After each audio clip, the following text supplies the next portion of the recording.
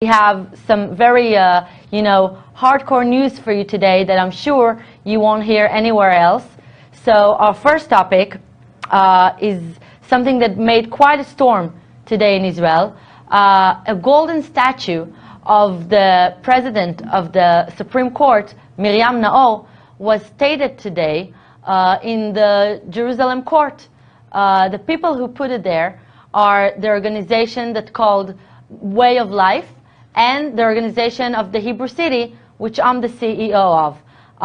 That made quite a storm, and it came right after the Supreme Court has decided to rule out, once again, sending the illegal infiltrators from Eritrea back to their countries. The residents of South Tel Aviv have went out to a protest 2 days after the president of Miryam Naor of the court has decided to finally release the decision. And again, we were all disappointed that once again they took the law that the government made and just ruled it out. So the statue was standing there today, made quite a storm. All the, lefty media decided to, how can you hurt the Supreme Court, the biggest justice of this country? How can you do it? The activists that were there were arrested for really a short amount of time because there's nothing wrong with putting an art, statue of someone. But what did it really want to say? It wanted to say that, we have a democratic country, obviously you all know. We have a government that the people went out to choose, a government that's supposed to implement the laws that she was chosen for. But instead of that, what's been happening in the last few years is that there isn't even one law that can be passed before it will pass the criteria, the hardcore lefty, radical left criteria of the Supreme Court. And this is something that just can't continue to happen because those people in the Supreme Court, those elitist people who sit there in the ivory buildings, completely detached from the country, completely detached from the people, live in a very sheltered, very full life. They don't know what's going on in South Tel Aviv. They don't know what happens in different neighborhoods around the country that were completely occupied by illegal infiltrators. By the way, when I say occupied, I'm not talking about the occupation that the left invented. I'm talking about the real occupation, the illegal infiltrators' occupation of many, many neighborhoods around this country. We're talking about illegal infiltrators who conquered everything, starting from the identity, going to the actually Jewish majority, taking the territory of the Jewish people that were living there, causing a Jewish runaway from inside the neighborhoods, many neighborhoods like South Tel Aviv, a neighborhood in Achdut, in Rishon, in Haifa, in Netanya, many places that basically just gave up. Why did they give up? Because they have no voice, because no one hears them. I have to tell you, this court ruling was sitting in the courthouse for 4 years. 4 years they took to decide. After 2 years, the district court has decided to approve it because you really can send illegal infiltrators not just back to their countries, but to a third safe place because they claim they're refugees, right? But even though it was really approved in the district court, right after that, the left NGOs that are funded by the New Israel Fund by the millions and many anti-Semitic groups immediately appealed back to the Supreme Court, and it took them 2 years.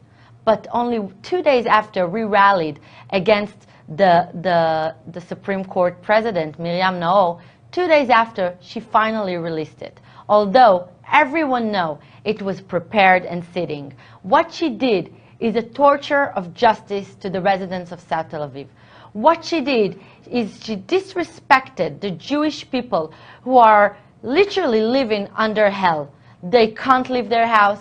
They're being suffered by sexual harassments. They suffer by violence from the infiltrators. They suffer thefts and robbery and real hell on earth over there.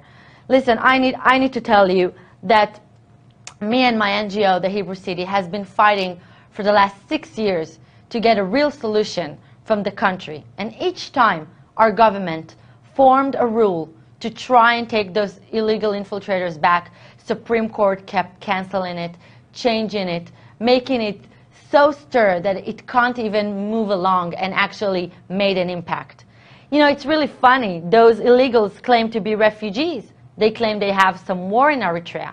Although all of the decisions up until now around the world have really proved that there isn't refugees in Eritrea. You know, the UK have sent a delegation to Eritrea for over a year and a half, and she came under Theresa May, the current Prime Minister. And they came with one conclusion and one conclusion alone. There are no infiltrators in Eritrea.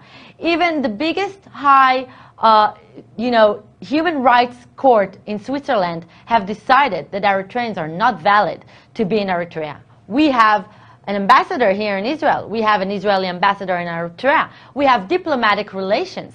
And even though they don't hold the UN criterions for being real refugees, they still claim they're refugees and are still enjoying from the left, hugging them and bluffing about them and making all these lies.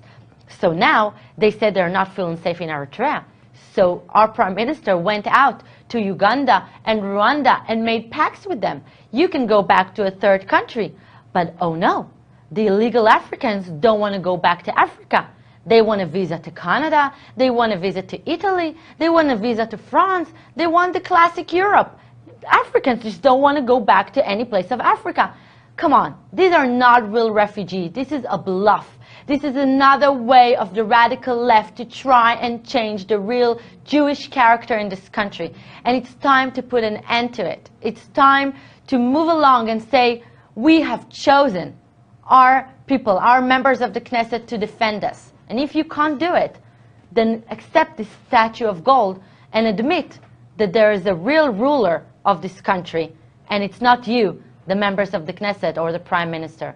I really hope that something will change, and will change soon, because we are reaching the no return point.